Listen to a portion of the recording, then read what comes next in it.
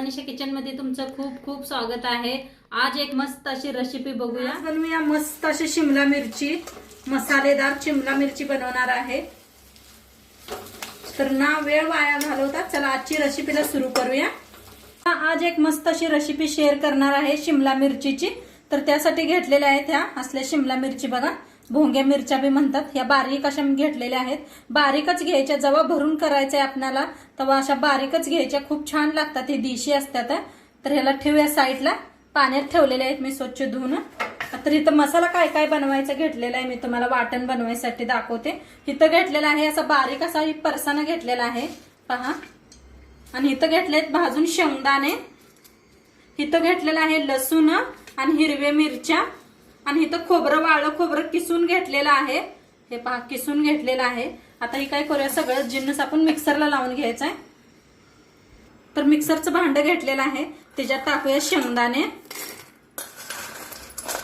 परसाना, खोबरं, लसूण, हे हिरव्या मिरच्या आणि लसूण बी। आता हे सगळंच मिक्स करून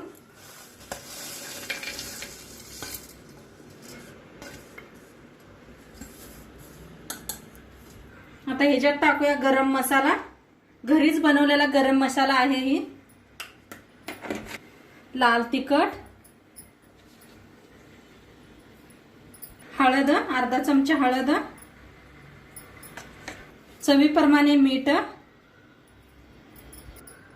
कोथिंबीर पुदिना,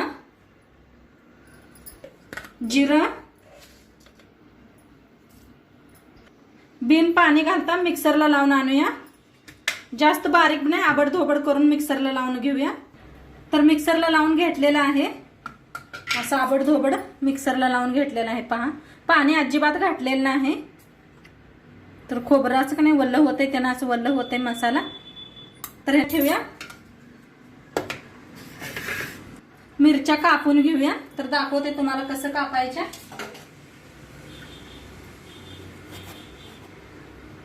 या पद्धतीने मिरच्या कापून घेऊया।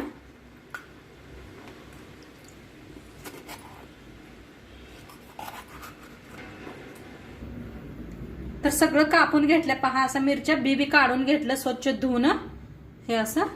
आता याला साईडला ठेवूया आणि जो मसाला बनवून घेतला होता ते एका प्लेटात काढून घेऊया। तर मसाला काढून घेतलेला आहे, त्याच्यात टाकूया कोथिंबीर, थोडंसं तेल ओतूया। तेल नाही ओतलं तरी बी चालतंय, तरी बी मसाला बघा किती आपला चांगला झालेला आहे। वल्ल खोबरं घातलं की नाही मसाला खूप छान होते। तरी बी आपण थोडंसं तेल ओतते मी, तेल किंवा तूप ओतलं तरी बी चालतंय। तर आता चांगलं असं हाताने मिक्स करून घेऊया। कलर बघा काय भारी आलेला आहे। फोन मध्ये माहित नाही कसं दिसतोय तुम्हाला, खरी तर खूप छान कलर दिसायला लागलाय।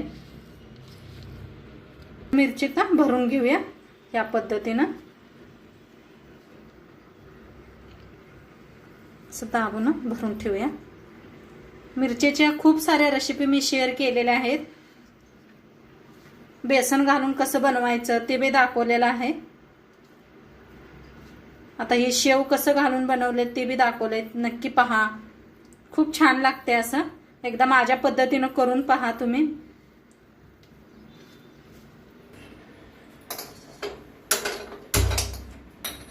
तर भरून घेतलेला आहे, थोडासा मसाला बी आपला उरलेला आहे। आता कढाई ठेवलेली आहे, गॅसवर कढाई ठेवली। ती कढाई चांगली गरम झाली, तेल ओतूया फोडणीसाठी।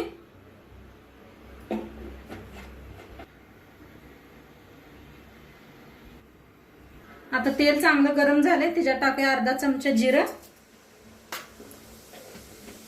जिरं चांगलं तडतडायला आले तर त्याच्यातच टाकूया मिरच्या।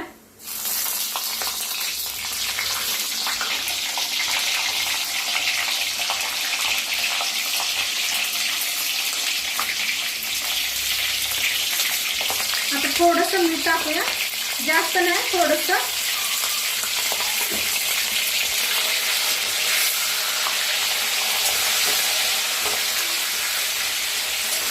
थोडंसं फिरवून घेऊया। काय भारीच बघा। आता झाकण लावूया आणि थोडस वाफ देऊया आपण. तर बघूया आपण. थोड्या वेळाच ठेवलं होतं, तर मस्त असं फिरवून घेऊया. छान भाजलेत बघा. आता ह्याच्यातच टाकूया जो आपला मसाला उरला होता ते. काय भारीच. आता चांगलं फिरवून घेऊया. बघा एकच नंबर मस्तच होते त्याच्या मिरच्या बरं का. तोंडी लावायला खूप छान लागतात ह्या.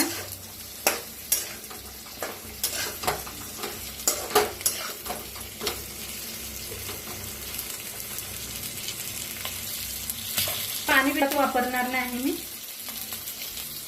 तर झाकून आणि थोड्या वेळ वाफ देऊया. तर बघूया आपली मिरची.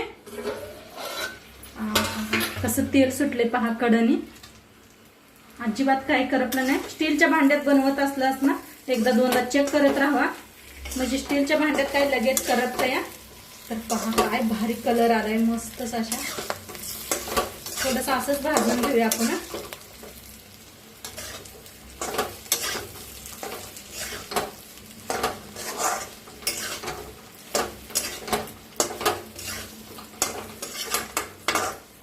मसाला भारी झालाय.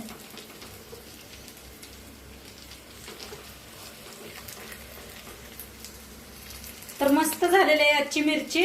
नक्की सांगा कशी वाटली ते बी, आणि आजचं व्हिडिओ कसं वाटलं ते बी सांगा. चॅनलवर नवीन असाल तर चॅनलला सबस्क्राईब करा. तर उद्या भेटूया अशाच नवीन नवीन रेसिपी सोबत. तोंडपातूर खात राहा, मस्त राहा, आणि शेवटपात्र व्हिडिओ बघितला पाहिजे. तुमचं सर्वांचं मनापासून धन्यवाद. बाय.